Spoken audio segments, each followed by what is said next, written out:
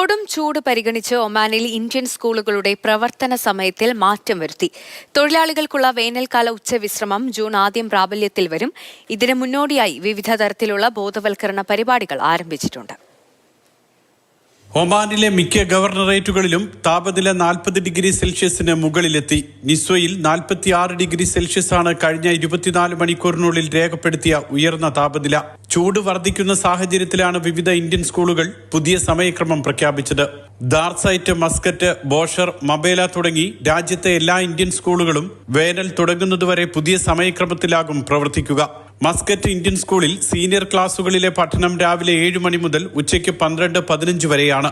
5 മുതൽ 8 വരെയുള്ള ക്ലാസുകളിലെ പഠനം രാവിലെ 7 തുടങ്ങിയാൽ ഉച്ചയ്ക്ക് 12 അവസാനിക്കും. 1 മുതൽ 4 വരെയുള്ള ആഫ്റ്റർനൂൺ ബാച്ച് 3 മുതൽ 6 മണി വരെയായിരിക്കുമെന്ന് അധികൃതർ അറിയിച്ചു. ദാർസൈറ്റിൽ 6 മുതൽ 12 വരെയുള്ള ക്ലാസുകൾ രാവിലെ 6:45 തുടങ്ങി ഉച്ചയ്ക്ക് 12 അവസാനിക്കും. ആഫ്റ്റർനൂൺ ഷിഫ്റ്റ് 3 മുതൽ 6 വരെയാണ്. മബേലയിൽ 5 വരെയുള്ള ക്ലാസുകളിലെ കുട്ടികൾക്ക് രാവിലെ 8 തുടങ്ങി 11 ക്ലാസുകൾ അവസാനിക്കുക. 7 മുതൽ 12 മണി വരെയാണ് 6 മുതൽ 12 വരെയുള്ള ക്ലാസുകളിലെ പഠന സമയം. ജൂൺ 1 മുതൽ ഓഗസ്റ്റ് വരെ ഉച്ചയ്ക്ക് 12:30 മുതൽ വൈകുന്നേരം 3:30 വരെയാണ് പൊതു ഇടങ്ങളിൽ ജോലി ചെയ്യുന്ന തൊഴിലാളികൾക്കുള്ള നിർബന്ധിത ഉച്ചവിശ്രമം. Mathrubhumi news, Muscat.